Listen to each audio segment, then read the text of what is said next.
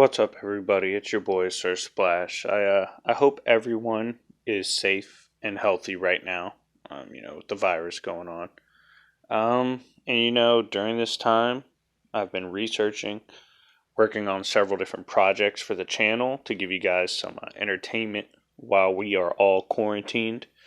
And I think I'm just gonna go ahead and hammer out one of the most classic versus matchups in comic books, which is Thor from Marvel Comics versus Superman from DC Comics. So I'm going to break it down into three videos. One, power scaling Thor, which is this video. One, power scaling Superman, which is another video. And then the battle. So with that being said, we're going to go ahead and break down Thor 616 Marvel. Now, one of the biggest questions you have to answer when it comes to looking at Thor and pretty much any other heavy hitter in comics is, what is the safe power level to put them around? Now, initially I went from anywhere from star to solar system to galaxy universal. I think a good low end to like a safe bet is galaxy level. My reasoning for this is Thor has fought Silver Surfer many times throughout the comics. They've been relatively even, especially across the board with feats. And the reason this is easily galaxy level is because in a comic book in which Silver Surfer and Doctor Doom had a confrontation, Surfer explaining his power and why it can't be misused is he said you can easily one-shot a galaxy with it. He said it's even universal in range, but he did say you can one-shot a galaxy. We know that Surtur, who Thor has fought multiple times, has been able to combat.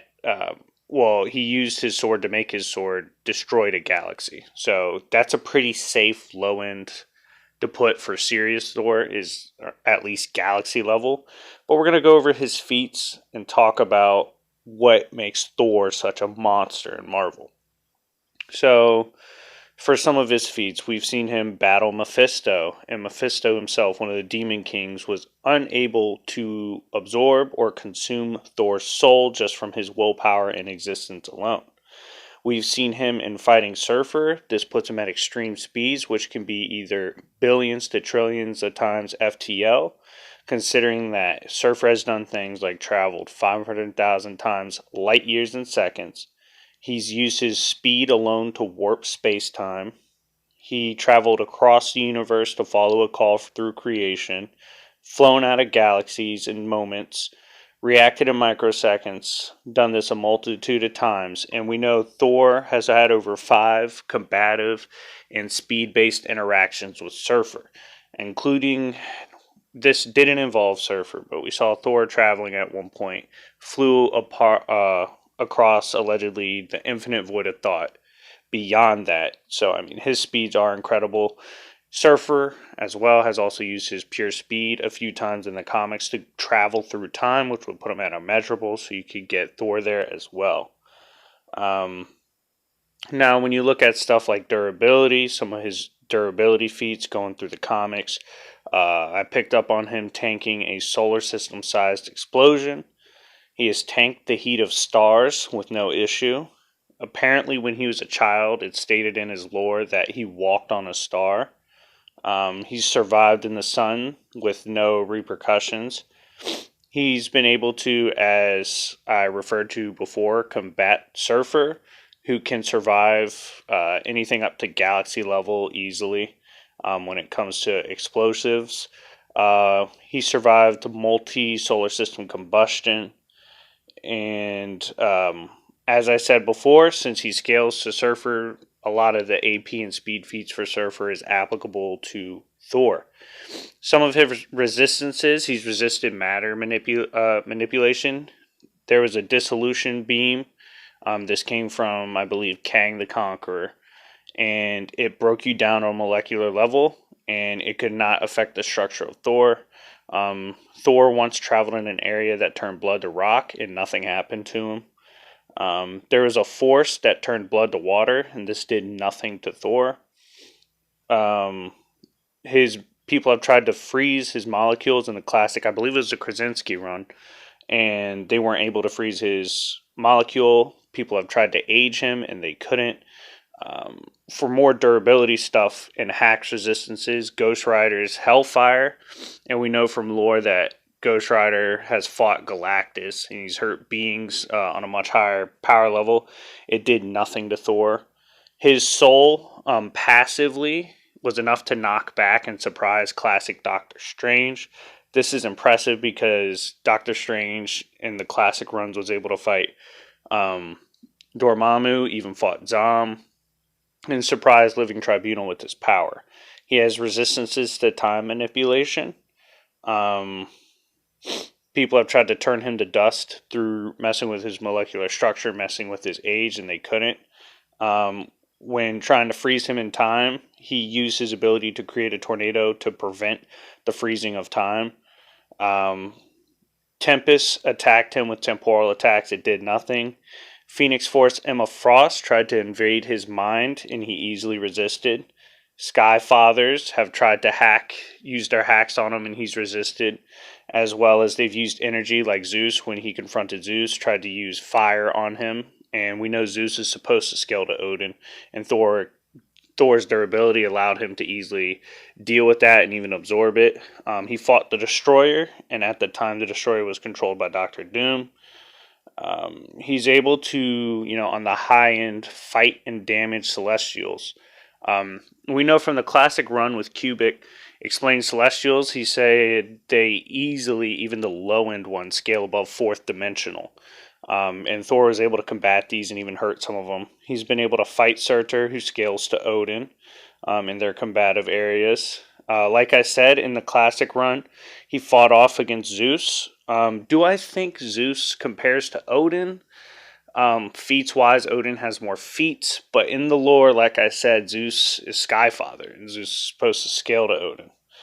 There's been several times throughout the comics that Thor has gone up against Galactus, hurt him in the classic run. Galactus was squaring off, I remember this, he was squaring off against Ego, who actually is a lot stronger than people think.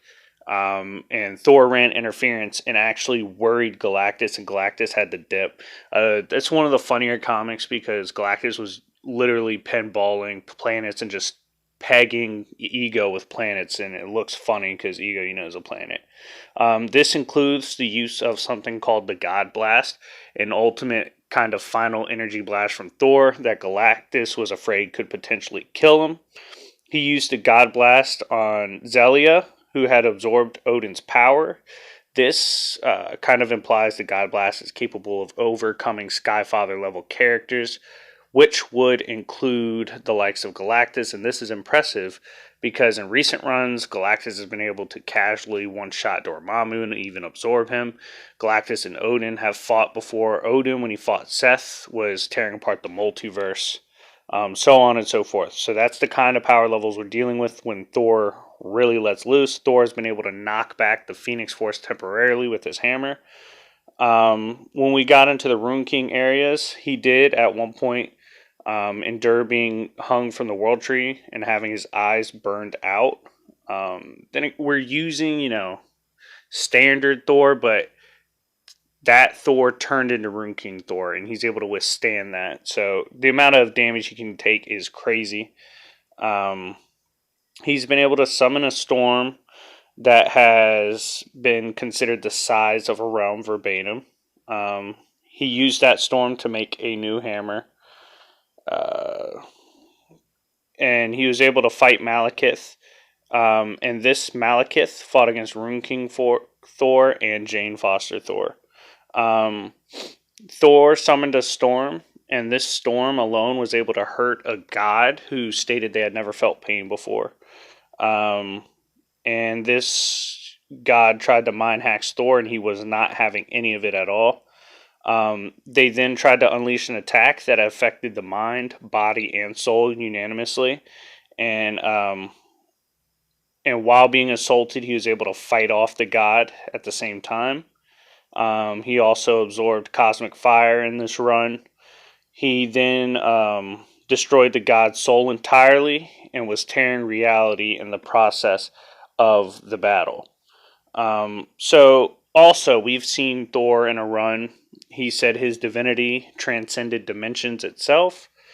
He was supposed to be transported through dimensions and trapped in another dimension, and with his breath alone, he was able to keep open and blast open the dimensional tear and go back through it. I don't know. It's not really put if it's fourth dimensional or 2D, if he's being compressed or decompressed, so to speak.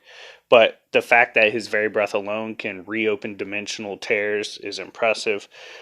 Classic art demonstrates that the 9 realms are separate dimensions and separate universes, and we know he moved Yggdrasil. Might have butchered that name, it's late. But anyways, the fact he can move these realms at the same time. In the classic run, I'm going by the classic art because I do know later on they say it's potentially infinite. But at the time, it's shown to be multiple universes. That's multi-universal strength feat. He's able to flee from Hela, who stated that time and space was nothing to her. They were just one thing, and you can't escape death because death is in all of those places. And yeah. So what are we looking at for Thor?